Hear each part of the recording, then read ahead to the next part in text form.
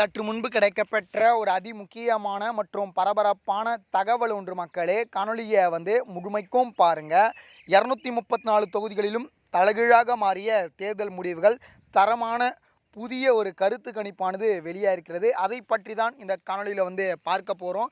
காணொலிக்குள் போவதற்கு முன்பு இது போல் அரசியல் சார்ந்த உண்மை நிலவரங்களை நீங்கள் உடனுக்குடனே தெரிஞ்சுக்கணும்னு நினச்சிங்கன்னா நம்முடைய சேனலை மறக்காமல் சப்ஸ்கிரைப் பண்ணிட்டு பக்கத்தில் இருக்கக்கூடிய பெல் பட்டனை ஆலில் செட் பண்ணி வச்சுக்கோங்க. அப்போ தான் நம்ம போடுற ஒவ்வொரு அப்டேட்ஸும் பார்த்தீங்கன்னா உங்களுக்கு நோட்டிஃபிகேஷனில் வரும். இப்போ வாங்க வீடியோக்குள்ளே போயிடலாம்.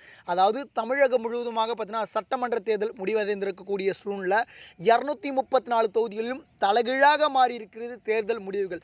அதாவது 2021 சட்டமன்ற தேர்தலில் இல்லாத அளவுக்கு இந்த தடவை அதாவது ஓட் போல் பார்த்திங்கன்னா ஏறி இருப்பதாக தற்பொழுது தகவலானது நமக்கு கிடைக்கப்பட்டிருக்கு. குறிப்பாக பார்த்திங்கன்னா இதுக்கு முன்னாடி பார்த்திங்கன்னா அந்த கொளத்தூர், அப்புறமா தேனி, அதுக்கப்புறம் பார்த்திங்கன்னா தூத்துக்குடி, பெரம்பூர் இந்த தொகுதிகளெலாம் பார்த்திங்கன்னா 30, அதாவது 60, 70, 80 அந்த ரேஞ்சில் இருந்துச்சு. இப்போலாம் 90% பார்த்திங்கன்னா ஓட் பண்ணியிருக்கிறதாக பார்த்திங்கன்னா இப்போ சர்வே சொல்கிறாங்க. அது மட்டும் இல்லாமல் தமிழகத்தில் அடுத்த முதலமைச்சராக யார் வரப்போகிறாங்க அப்படின்ற ஒரு எதிர்பார்ப்பு இருக்கக்கூடிய சூழ்நிலை. தமிழகத்தை பொறுத்த வரைக்கும் 4 முனை போட்டி, அதாவது குறிப்பாக அதிமுக கூட்டணி சார்பாக பார்த்திங்கன்னா எடப்பாடி பழனிசாமி அவர்கள் வேட்பாளர்களாக, அதாவது முதலமைச்சர் வேட்பாளராக இருக்கிறார்.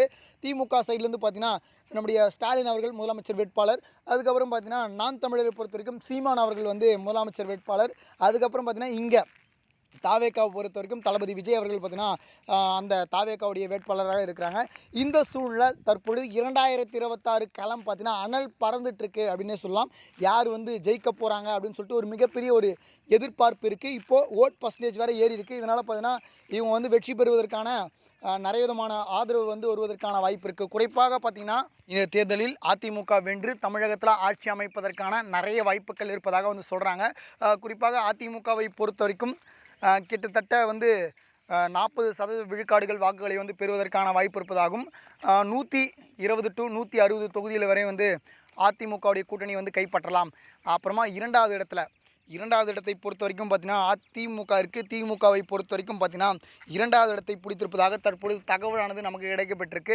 திமுகவை பொறுத்த வரைக்கும் 38% விழுக்காடுகள் வாக்குகளை பெறுவதற்கு வாய்ப்பு இருக்குது. 110 to 125 தொகுதியில் வரை திமுகவுடைய கட்சி கைப்பற்றலாம் அப்படின்ற தகவல் கிடைக்கப்பட்டிருக்கு. மூன்றாவதாக நம்முடைய தாவேக்கா இருக்குது. தாவேக்காவை பொறுத்த வரைக்கும் பார்த்திங்கன்னா கிட்டத்தட்ட பார்த்திங்கன்னா ஒரு 35 விழுக்காடுகள் வாக்குகளை பெறலாம் அப்படின்ற மாதிரி சொல்கிறாங்க. இதில் தாவேக்கா பொறுத்த வரைக்கும் பார்த்திங்கன்னா ஒரு 30லேருந்து 40 தொகுதியில் கைப்பற்றலாம் அப்படின்ற தகவல் கிடைக்கப்பட்டிருக்கு. நான்காவதாக பார்த்திங்கன்னா நம்முடைய நான் தமிழரை பொறுத்த வரைக்கும் பார்த்திங்கன்னா 4வது இடத்தை பிடித்திருப்பதாகவும் இந்த தேர்தலில் 4வது இடத்தை தான் பிடிக்கும் அப்படின்ற மாதிரியான தகவல் கிடைக்கப்பட்டிருக்கு.